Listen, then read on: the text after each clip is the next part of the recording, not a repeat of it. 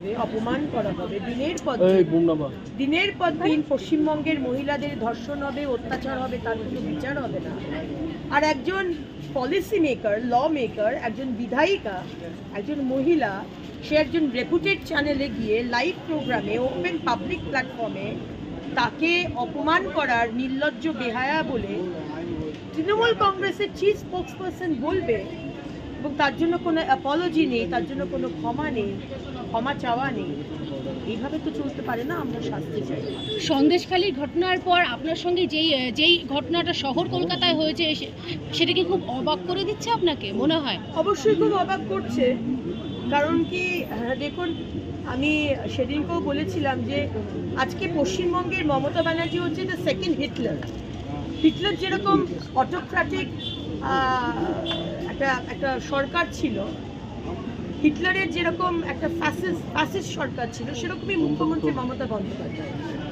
এবং হিটলারের যেরকম গেস্টাপো ছিল, যে গেস্টাপো আর্মি বাহিনী, যারা যে কোনো কুকর্ম মানে যে কোনো সময় করে দিত, এবং তাদের সাথে ছিল, হিটলারের সাথে ছিল গোয়েবেল, যারা মিথ্যা প্রপাগান্ডা করত। এই কুণাল ঘোষ, এই কাকলি ঘোষ দস্তিদার, এদের মতো মানুষরা হচ্ছে মমতা বন্দ্যোপাধ্যায়ের গোয়েবেল, যারা মিথ্যা প্রপাগান্ডা করে এবং যারা গেস্টাপো। হিটলারের গেস্টাপো ছিল। আজকে আপনারা দেখেছেন সেই চ্যানেলের অনুষ্ঠানে লাইভ প্রোগ্রাম, কুণাল বাবু তেড়ে এগিয়ে আসছেন আমার দিকে। ওনার লজ্জা করলো না? উনি আমাকে বলছেন নির্লজ্জ বেহায়া। এতটা উদ্ধত্ত আপনার আসে কোথা থেকে? আমি ছেড়েই দিলাম, আমি বিধায়িকা, আমি ছেড়েই দিলাম, আমি তো একজন মহিলা। তাহলে এই ঔদ্ধত্য, এই অসভ্যতাম করার সাহস কে দেয়? মুখ্যমন্ত্রী ছাড়া। আর মুখ্যমন্ত্রী ছাড় দিয়ে রেখেছে। যে যত খারাপ কথা বলবে, যে যত মহিলাদের উপর অত্যাচার করবে, যে যত খুন করবে, যে যত আমাদের মোদিজি, অমিত শাহজি, আমাদের শীর্ষ নেতৃত্বকে নিয়ে খারাপ কথা বলবে, প্রেসিডেন্টকে নিয়ে খারাপ কথা বলবে, আমাদের দ্রৌপদী মুর্মুকে নিয়ে খারাপ কথা বলবে, শ্রীমতী দ্রৌপদী মুর্মুকে নিয়ে, তার ততটাই প্রমোশন হবে। সুতরাং আমরা এর বিচার চাই, আমরা এর শাস্তি চাই। দিদি, রাজীব কুমার গতকালকে বলেছে সন্দেশখালীতে শাহজাহান সহ যারা যারা যদি অপরাধী জড়িত থাকে তাহলে তাদের শাস্তি হয়। কি বলবেন? উনি কি কোনো বেদবাক্য বলছেন নাকি? এতদিন ধরে তো উনি বলছিলেন 6 ফেব্রুয়ারির আগে অবধি কোনো কিছুই হয়নি, কোনো কমপ্লেন জমা পড়েনি। আজকে হঠাৎ উনি বলছেন শেখ শাহজাহান তাকে ধরা হবে। আমরা কি তার মুখ থেকে হঠাৎ করে এই 180 ডিগ্রি চেঞ্জ আমাদের খুব একটা অবাক করছে না? এখন এই সরকার চাপে পড়েছে, মুখ্যমন্ত্রী ভয় পেয়েছেন, মুখ্যমন্ত্রী বিজেপিকে ভয় পাচ্ছেন, তাই জন্য আমাদের আটকাবার চেষ্টা করছেন। সেদিনকে আদালতের নির্দেশে শুভেন্দু অধিকারী এবং আমাদের আরেকজন বিধায়ক শঙ্কর ঘোষকে যেতে দেওয়া হচ্ছিল না। কেন?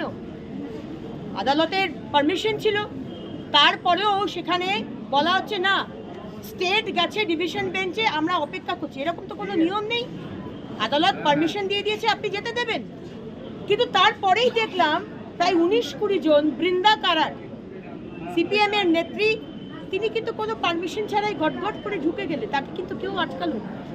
সুতরাং আমরা সবই বুঝছি আজকে কিভাবে বিজেপিকে ভয় পাচ্ছেন মুখ্যমন্ত্রী, আর বাকি সমস্ত যারা নামকা বাস্তে অপোজিশন, তারা কিভাবে সেটিংয়ের রাজনীতি করছে, বাংলার মানুষও বুঝছে।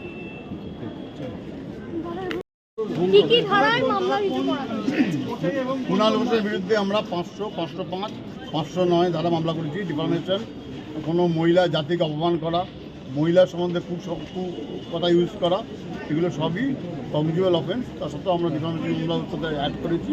এবার আজকে আমরা এসের জন্য করেছিলাম, কোর্ট আমাদের অ্যালাউ করেছি। কোর্ট অর্ডার দেবেন। হ্যাঁ, সমন পাঠানো হবে, উনি কোর্টে এসে জবাব দেবেন। কতদিনের মধ্যে সমন পাঠানো হবে? কোর্টের ওপর নির্ভর করে। আমরা দুটো মামলা আজকে ফাইল করেছি। একটা চিফ ডিটেলমেস্টে আমরা দুটো ফাইল করেছিলাম on the point of jurisdiction. একটা মামলা এসিএম কোর্টে আছে, সিজিএমেরটা অলরেডি অ্যালাউ হয়ে গেছে, আর এসিএমেরটা আজকে সাহেব 9 জেমে ট্রান্সফার করে ইস্যু করবেন বলে অর্ডার করেছি। 500, 505, 509। হ্যাঁ না, এটা ডাইরেক্ট কমপ্লেন কেস আমি করে আমার নাম পছন্দ করি।